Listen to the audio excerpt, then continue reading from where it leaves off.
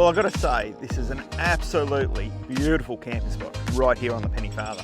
I mean, every time you wake up in the morning, it's just beautiful. And the life in the water is incredible. And that tide just comes in, goes out, and the fish just jump. You hear noises, you see crocs on the banks. Love it.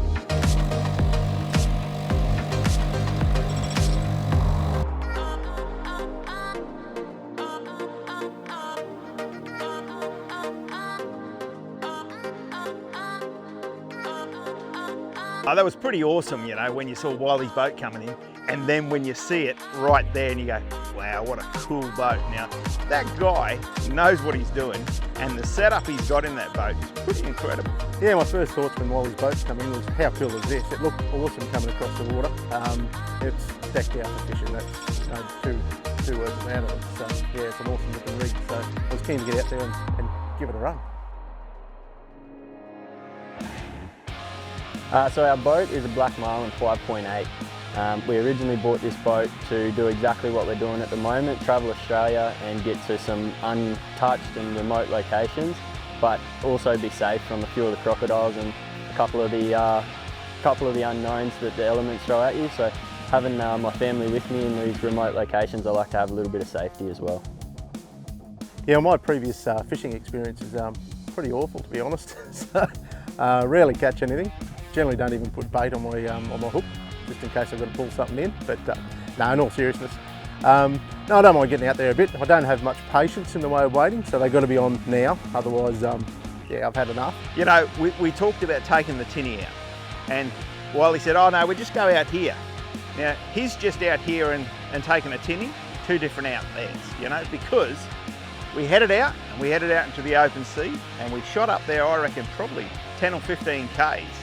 Up north, and wow, did he know some spots? This fish hugging the bottom through there, Jamie. Yeah. That'll be the target species today. All this orange fluff on the bottom. Yeah, right. And that's what you've got trolling now. I mean, you're trolling the lures for them down there. Or? No. So we'll come back and fish these ones. We're just going to troll over the top for now, see if we can't pick up either a Spanish mac or maybe a tuna. Yeah. Just do a couple of laps around it, see where the fish are holding. Yeah. Then we'll come back and we'll drop down and we'll bottom fish. Yeah, Wylee's boat's decked out awesome. So he's got the same sound as I've got in my big boat. So it was good to actually watch how fluid he was with controls, and I haven't used it enough yet to get that good with it. So a few tips and tricks there was really handy. So I appreciated that. Yeah, so we pulled up at the first spot, and the lines were straight in. Yeah, nice and quick. So. Yeah, the first one in I pulled in. It was undersized, unfortunately, followed by a couple more undersized ones. So we're out there. I've got a bite. Rick's got a fish. I've got a bite. Rick's got another fish. I've got a bite. He's got another fish, so he's up to 3 fishes, and I haven't got nothing yet. Yeah, it was fun. I could see Jamie getting a little bit frustrated there. I was pulling a couple in, and he was getting nothing there. I don't think he was even getting a nibble at that stage. So yeah, enjoyed that. That was good. Bit of rivalry. Oh, that's getting size, isn't it? Yeah, that's nearly legal that far. Anyway, I said, oh, don't worry about it. I'll have the big one next. And then up she comes, the big one. Yeah. What was he saying, Rick? Yeah. You know, what was that? About the size matters? Yeah. That's a cracking deal. You know, like he said to us, he told us what we'd be probably getting. And he was on the money. We got blue bone, and we were bringing them up one after another. And Wylee reckons that these are the best tasting fish. He said the flesh is just incredible.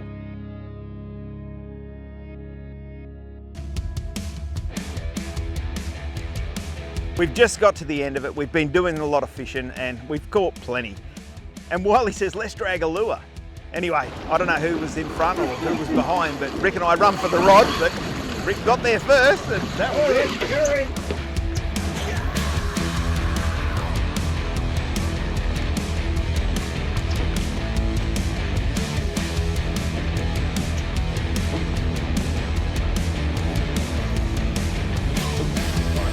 Beautiful. Yeah, Rick. How's that feel, Rick? Oh, what do you reckon we'll be for fishing now? Absolutely unreal. catch fish. No, that's right.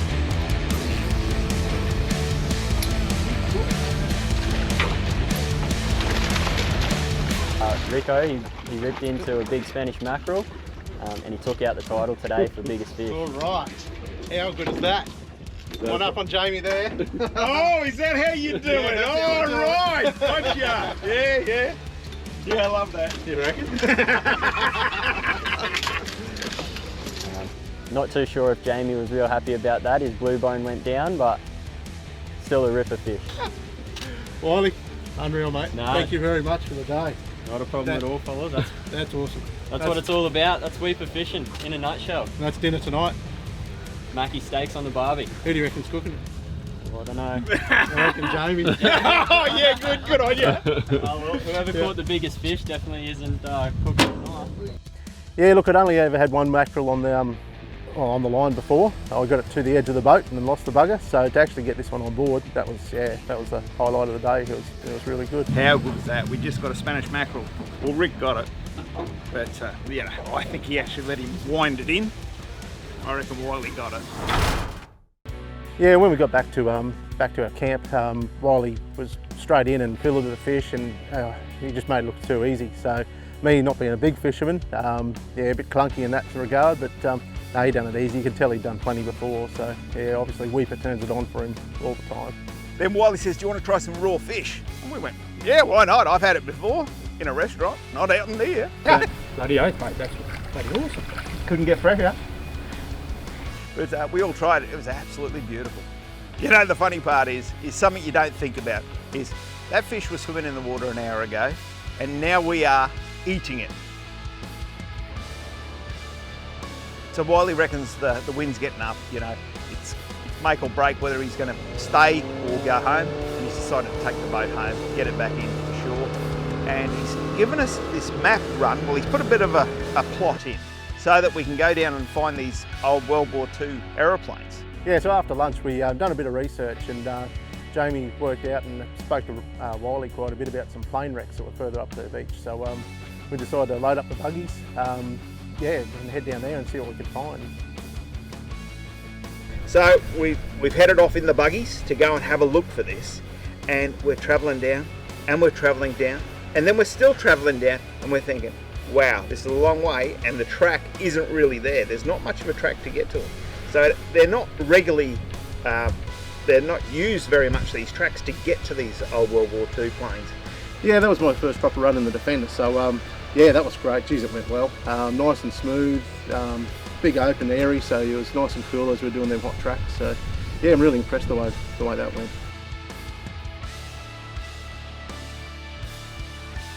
Yeah, as we're travelling along the top of the dunes, you could see all the signposts for the turtle nest. So the local authorities are obviously monitoring it and doing a great job of that. So yeah, there was literally hundreds along that stretch. It was really cool to see.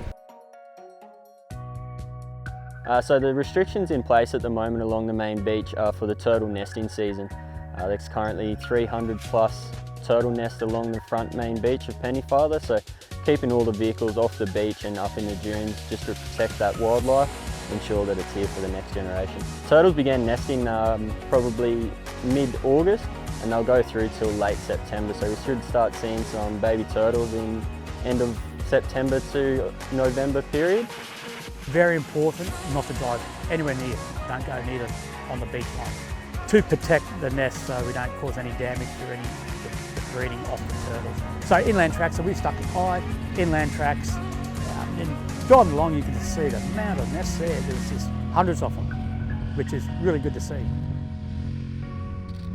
With the coastline up at Weeper, Pennefather, probably the most disappointing thing we saw was the amount of rubbish washed up on the beach. It wasn't left by campers by any means, just floated in from, I don't know, Indonesia or just ships, but all ended up along the beach, and mate, there was just bottles, plastic tops, cigarette lighters, thongs, bread clips, you name it. It just shows you it ends up somewhere, even if we don't see it, say at home or wherever we may live, it ends up somewhere, and that somewhere was on this beach right along the top of Weeper. So very disappointing to see that. So it's pretty important just take a bit more prepared, more forethought with what you do with your stuff. Bin it rather than discard it somewhere, so it doesn't end up on our pristine coastline of Australia. Finally, right down on the end, we get to the plains, and there they are.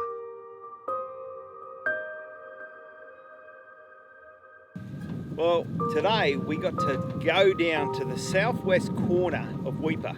We were told about a couple of plane wrecks. Now, so it has, back in 1944, two P-47D Thunderbolts dropped out of the sky.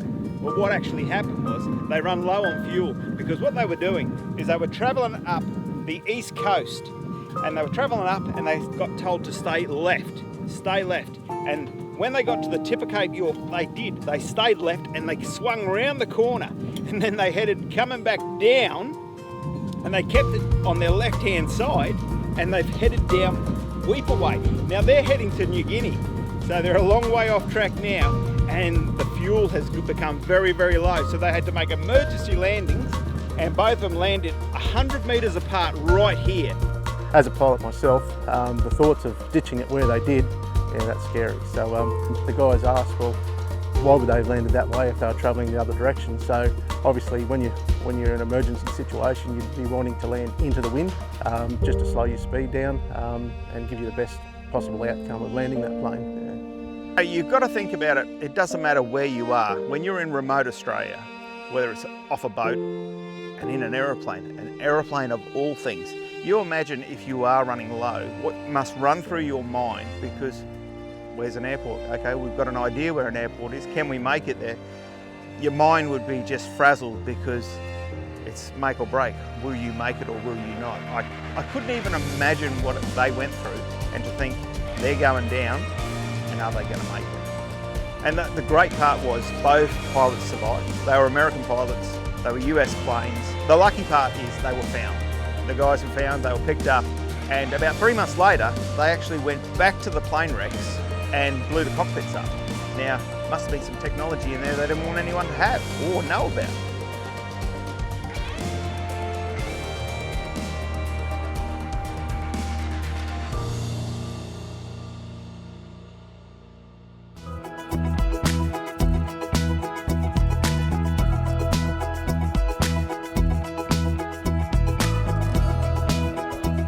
Yeah, so as we left the plains, we headed further down the beach to find the lighthouse.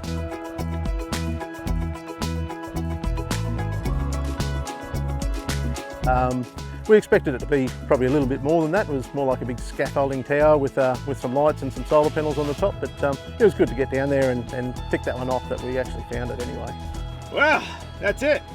We've made it to the bottom end on the west coast of WWII. Well, I reckon we start heading back. Sun's starting to tilt down. I reckon we're going to get a beautiful sunset on the way back. We've got that beautiful fish of yours to have. Sounds good. Who's cooking? I caught it. I did breakfast. I'm out. Oh, come on! You done brekkie? I did I brekkie, caught it. mate. What have you done? All right, I'll help you, John.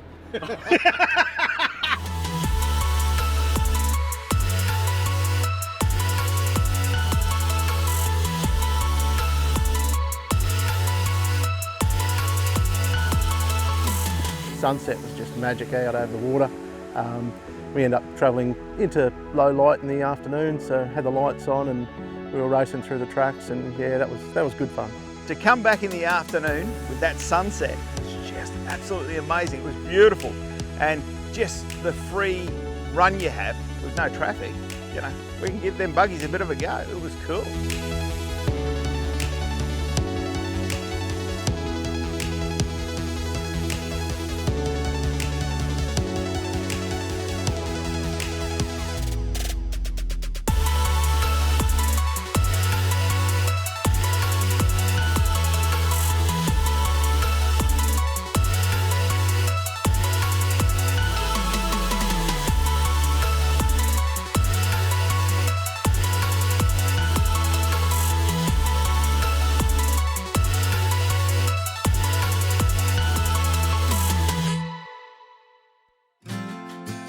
What's the secret, Rick, to Rick's fresh fish? Chili, mate. Chili on everything. Love the stuff. Salt, pepper, and just a light dose of chili on this one. So the Pennefather River, I'd class it as our backyard. It's only a stone's throw from WWII. It's only about 60 kilometres, and almost all families can come up here. You don't really need the big trucks and the bits and pieces. As long as you've got a four-wheel drive vehicle and let your tyres down, just about anyone can get up here. And that to me is the best part about Penny, is bringing the whole family up and getting to enjoy this beautiful place. You know, when you get to these sort of camp spots, they are the best. You know, it doesn't matter who you are. If you're sitting in a seat with your feet in the sand, you've got a fire going, it doesn't get much better. You don't need much more, and it gets you into a place where you don't want to leave. And I can tell you right now, I'm not in no hurry to leave here, because I could stay here for a long time.